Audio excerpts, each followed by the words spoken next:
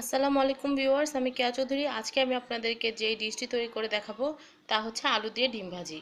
আমরা প্রায় দেখা যায় পেঁয়াজ কাঁচামরিচ দিয়ে নর্মালভাবে ডিম ভাজা করি, বাট এই আলু দিয়ে ডিম ভাজা করলে যেটা হয়, খুব অল্প সময়ে আমরা আলুটাও ডিমের সাথে অ্যাট এ টাইম আমরা ভাজি হিসেবেও খেতে পারি। যেমন ধরেন, যারা খুব অল্প সময়ে নাস্তা তৈরি করে তাদের দেখা যাচ্ছে ডিম ভাজার সময় দেখা যাচ্ছে ভাজি করাটা সম্ভব হচ্ছে না সময় স্বল্পতার জন্য।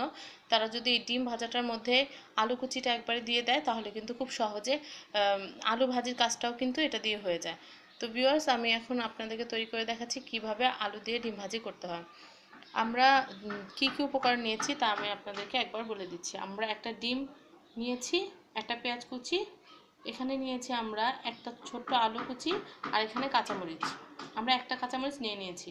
আর আমাদের মশলার জন্য লাগছে হচ্ছে লবণ, হলুদ, গুঁড়ামরিচ। আপনারা যদি চান তাহলে কাঁচামরিচ যেহেতু দিয়েছি আমরা, গুঁড়ামরিচটা না দিলেও হয়। আর আমাদের ভাজার জন্য লাগছে তেল। আমরা প্রথমে একটা বাটিতে একটু লবণ নিয়ে নেব, 1 চিমটির মতো, যেহেতু একটা ডিম, খুব বেশি লবণ দিব না। আমরা 2 চিমটি লবণ নিলাম, কারণ এখানে আলু আছে যেহেতু। আমরা কাঁচামরিচটা আর আমাদের যে পেঁয়াজটা আমরা নিয়ে নিচ্ছি। আমরা সামান্য একটু হলুদ নিয়ে নিলাম, সামান্য একটু গুঁড়ামরিচ নিয়ে নিলাম। আপনার চাইলে জিরা গুঁড়াও দিতে পারেন, এটা আপনাদের ইচ্ছা। এখানটাকে খুব ভালো করে মথে নিতে হবে হাত দিয়ে। আমরা এটার সাথে আমরা ডিমটা দিয়ে দিই, তারপর আমরা আলুটাকেও দিয়ে দিব এটার সাথে।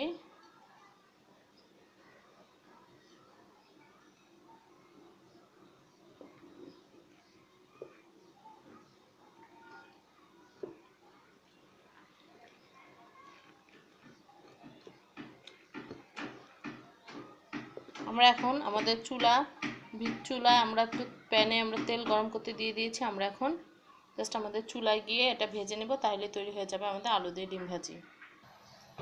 ভিউয়ার্স, আমাদের প্যান রেডি, প্যানে আমাদের তেল গরম হয়ে গেছে। আমরা এখন জাস্ট এটা দিয়ে নেব। আমরা একটু হাত দিয়ে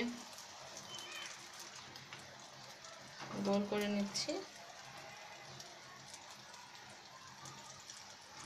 এটা খুবই টেস্টি। এটা যেন ডিমটা ছড়িয়ে না যায়। ডিমটা যেহেতু আমরা ফ্ল্যাট একটা প্যানে দিয়েছি, তাই ডিমটা একটু ছড়িয়ে যেতে পারে, কোনো সমস্যা না। আমরা খুন্তি দিয়ে একটু ঠিক করে নেব এটা শেপটা।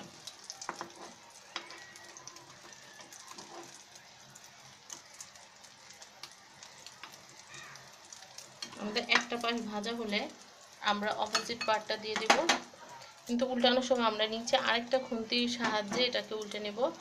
আমরা যদি শুধু উল্টাতে চাই, আপনারা চাইলে আলুটা কমও দিতে পারেন। আমরা একটা আলু দিয়ে দেখালাম, যেহেতু আলু দিয়ে ডিম ভাজি।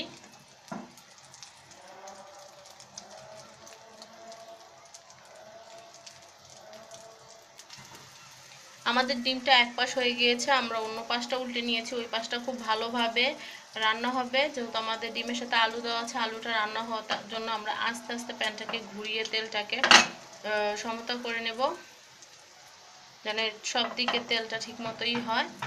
আপনারা দেখতে পাচ্ছেন আমরা ফ্রাই প্যানের মধ্যে খুব লেস তেলে কিন্তু এই ডিম ইটা করতে পারছি।